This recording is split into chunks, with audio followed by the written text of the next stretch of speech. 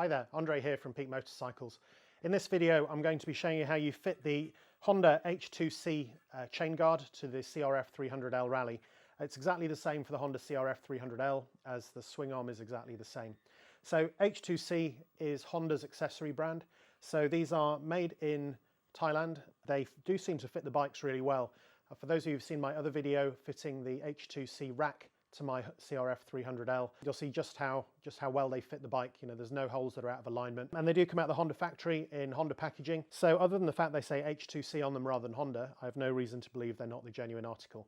So I got this from Thailand. I'm sure they'll be available in the UK and other countries as time goes on and the bikes have become more readily available. So first of all, why bother? There's a plastic guard that comes on it. It's lightweight. It really does the job well. There's no real reason to change. And honestly, I think it's fine. You know, the plastic one is there. I was ordering some of the bits and pieces, so I thought I would give these a go. One thing I have noticed in particular is this cutout. So on this cutout, if you ever want to fit a more aggressive rear tyre, there actually isn't that much clearance on the plastic guard. So I've seen a few people who have essentially nibbled the corner out of the plastic guard to make it fit.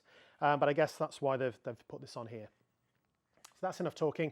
I'll show you how you fit it. There's just 3 bolts that go on and off. I'll do a weight comparison. I expect this will be heavier simply because it's metal, it's stainless and powder coated steel, whereas the guard that comes on as standard is plastic. But I will do that comparison. I'll put this one on the bike, let you see how it looks. Okay, so first up, I'm going to take off the plastic guard. So as you can see, it's just a plastic chain guard, does the job perfectly well, keeps the chain in place. It's fixed here, here, and then there's one more bolt just in there where it goes in. So the cutout that I showed you on the H2C guard is basically an extra piece around here. Should give my bike a wash.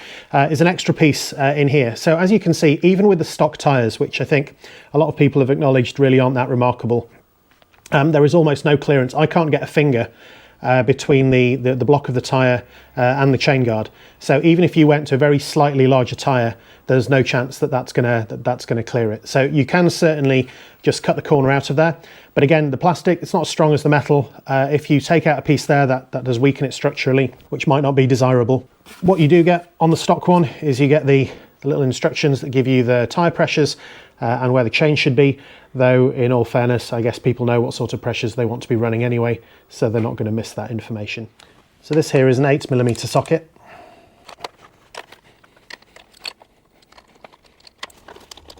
One in there is a little bit more fiddly to get to, but you should be able to get to it without having to take any bodywork off. There we go.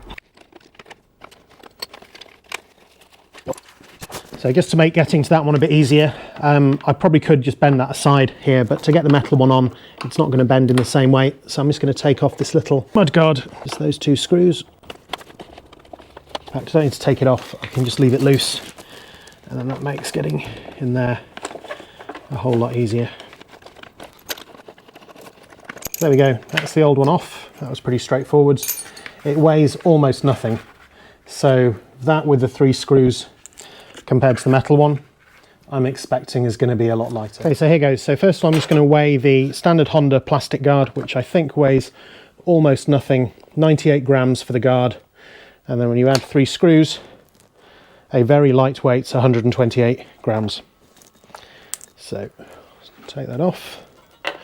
Swap it over, and instead I'm going to weigh the H2C guard, so 128, and here we have 596 grams, and then when I add on the nuts and washers, just over 600 grams. So it is significantly heavier. It is also on the swing arm, so it's unsprung weight, which counts for even more. For those of you that saw either my handlebar video or my luggage rack video, you will have seen that actually there's significant weight savings there. So I think these do balance out, albeit sprung and unsprung weight. So now I'm going to go and put it on the bike. I know it's heavier, I did kind of expect it. It is also a lot more robust. It's not going to move at all, it's not going to come off and damage anything, and it's also going to allow more aggressive tyres to be fitted. So again, it's just going to fit on there. Looking at where the holes are, those do line up almost perfectly, pretty much the same as the rack when I put it on. They really are millimetre perfect. These do come from Honda, so I would expect nothing less, but even still, it is slightly satisfying when everything does align perfectly. So I think because it's on the unsprung part of the bike, there is going to be a fair bit of vibration. So I'm just going to put a touch of thread lock on each of the bolts just to give it that extra chance of staying in. I don't really want a chain guard to come off when I'm riding just because the bolts have shaken loose.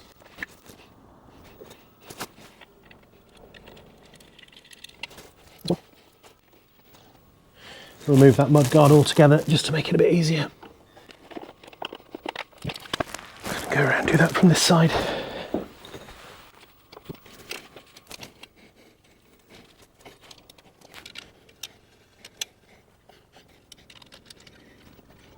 So there you go, that's that fitted. That is the Honda H2C chain guard fitted to my CRF300L. So the very last thing to do is just to refit the mud guard, which protects the shock from the back wheel. So that's it, that's all done. That's my video of how to fit the Honda H2C chain guard to the CRF300L and 300L Rally. I hope this video has been useful. If it has, please like and subscribe, and thank you for watching.